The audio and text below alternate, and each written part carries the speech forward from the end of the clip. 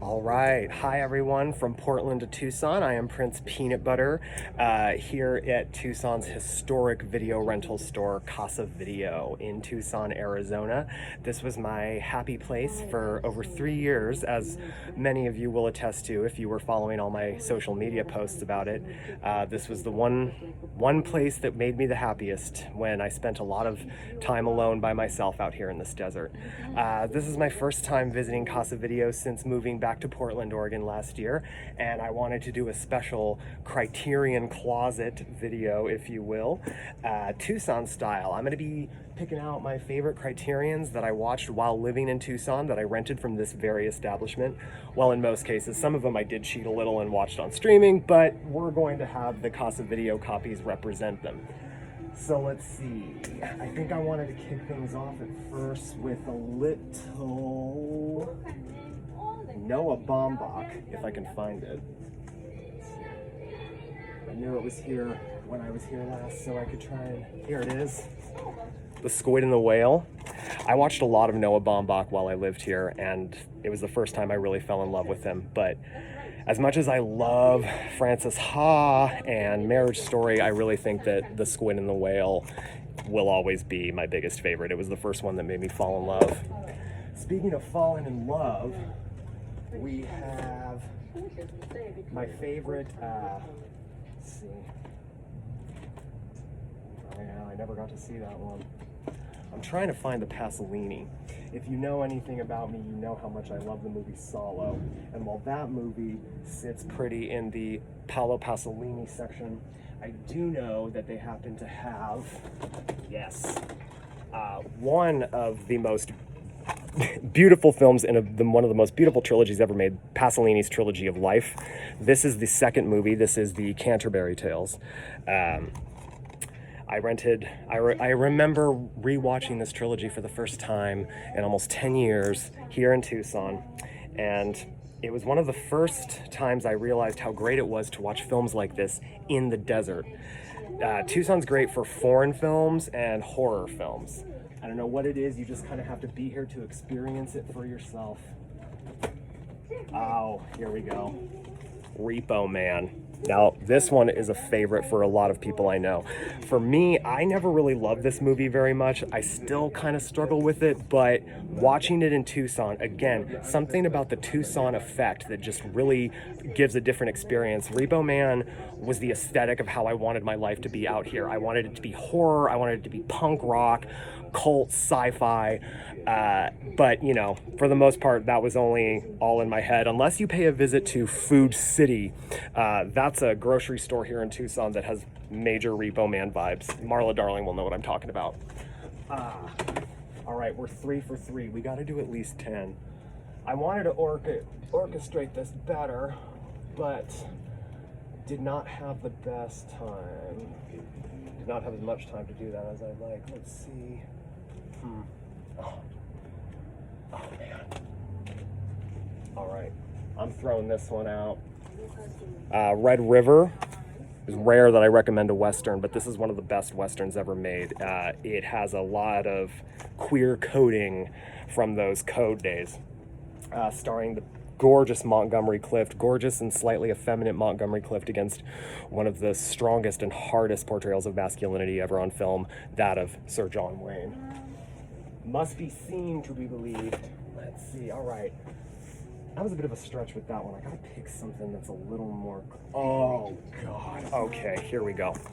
El Norte. This was my Day of the Dead film, in my Day of the Dead film selection in 2022.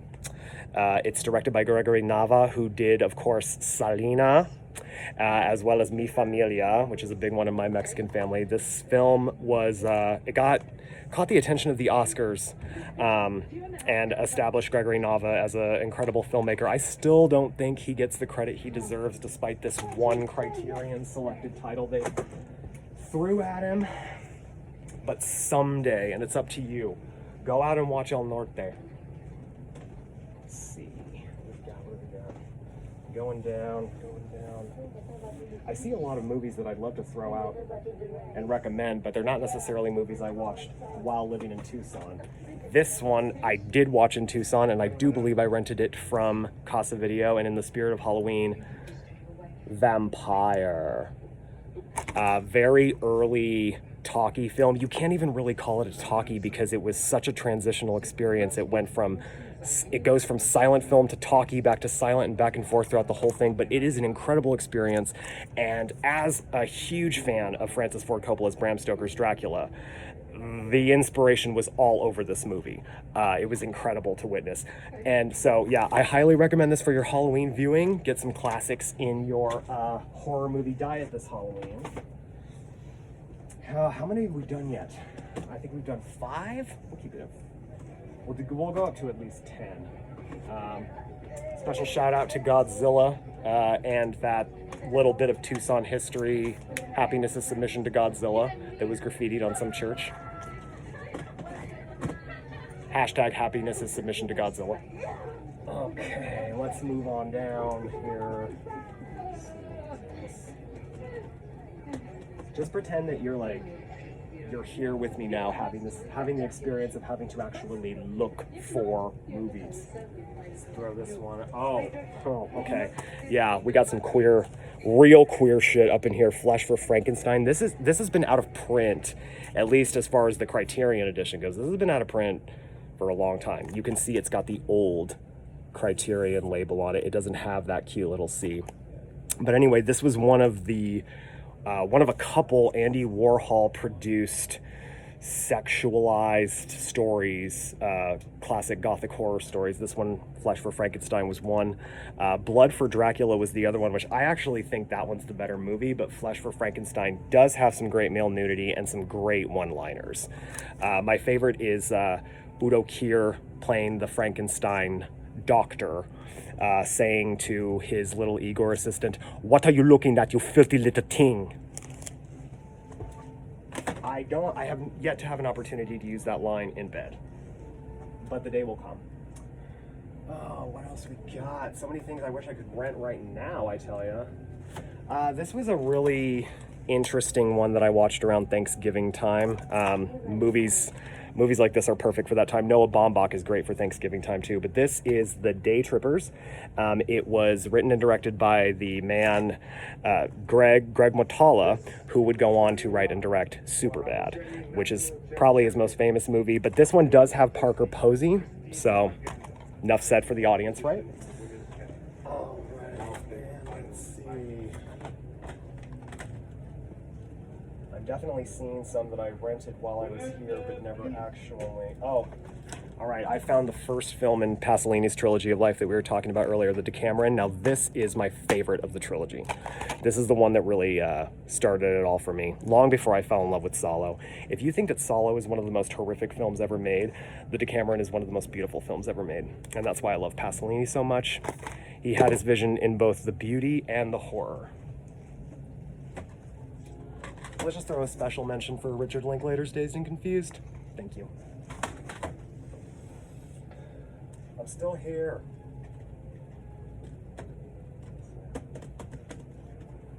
What we got there?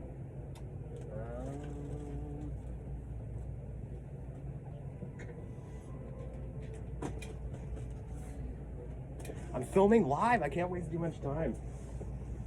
Oh, here we go. All right, Portland. Kelly Reichardt. This was the first Kelly Reichardt film I saw. Portland filmmaker. Most of her films take place in Portland or around Oregon in some way. Old Joy was the first one I watched, and it really catapulted me back into Portland in the 2000s time. And I just, when I saw it, I was like, wow, something has been brought so close to me in such a way, and I think I have a new favorite filmmaker, and I proceeded to rent every single one of her films from Casa Video from that point on. She does have another one somewhere here.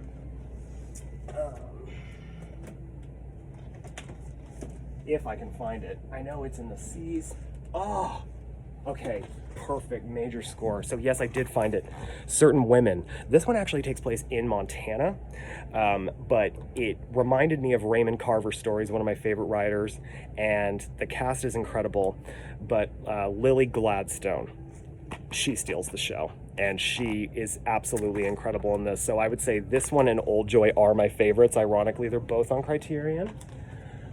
But this one, I didn't think I'd be able to feature this one because it wasn't here the other day. A Christmas Tale. This top 3 films I discovered while living in Tucson on Criterion. This is one of my absolute most favorite Criterion films, Christmas films, French films. Maybe one of my favorite films of all time, although you'd have to throw it in the 100. Came out in 2008, starring the great and wonderful Catherine Deneuve.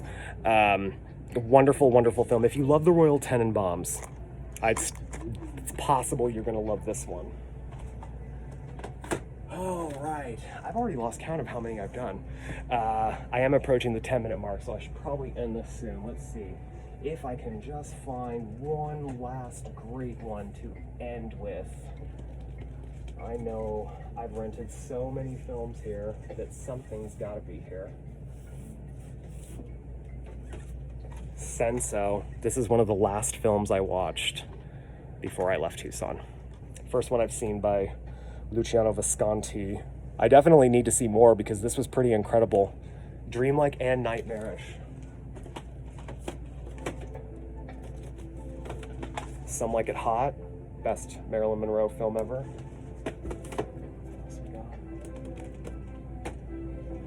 I'm purposefully trying to not do any of the Wes Andersons just because he doesn't need my help. Oh, I will find one to end on. Let's see. Oh, Spartacus. Yeah, I watched that at the Loft, actually. Did not watch this here, but... Hollywood Now. Lots of good music here. Oh, okay. Let's see.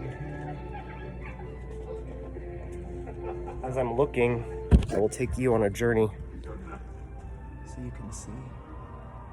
Like I said, a lot of they have more Criterion titles than this, but this is the main area. Oh yeah, I hadn't checked the side out much. Okay, I've got 2 I want to pull out here. Let's see. That and that. And let's see. Show the audience a little bit more. Harold and Maude. Oh, Island of Lost Souls is a good one. I watched that in Portland, but here we go. Oh, let me grab that one. You can't see it. All right. Man, they sure got a lot of copies of Life During Wartime, don't they? Oh, holy shit. Okay, Lord of the Flies. I didn't watch that here also, but that one's pretty incredible. All right, so I'm going to end this with 3 selections, all Tucson based. We've got, what should I start with? Okay, no, I'll save that one for last. So we'll first start with Beyond the Valley of the Dolls. This was a rewatch for me when I rented it here, but it definitely opened me up to it more than it ever had before. I then had the pleasure of going to see this at the Loft Cinema a few months down the road after renting it here. Just incredible. You don't need to see Valley of the Dolls to connect it with this one. If you haven't seen it, it really is just an amazing experience. And Last Days of Disco. This was by a filmmaker named Whit Stillman, who I watched another one of his films during Christmas time, Metropolitan. His movies are good if you can handle rich white people stories. This one's particularly cool because it takes place in the dying days of disco in New York City, just before the AIDS crisis became a thing. No one knew what AIDS was during this story. They talk about the herpes outbreak that coincidentally was taking place in New York City right at the time people were coming in with infections.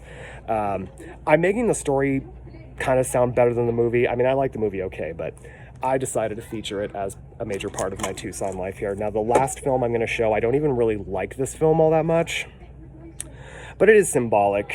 It is Alcazar Balthazar, French film. Obviously, you can tell it's about a donkey.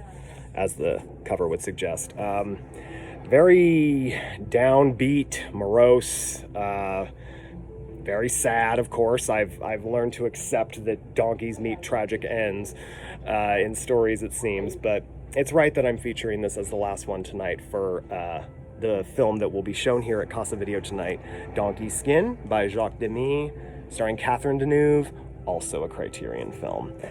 Well, this has been my first ever Criterion Closet pick video. Thank you so much for watching. I hope I've given you some great film recommendations. All my love to Portland from Tucson. I'll see you soon. Tucson, you know, I don't want to leave you, but I gotta. Until next time, be kind, rewind. This is Prince Peanut Butter, and good cinema and film to all.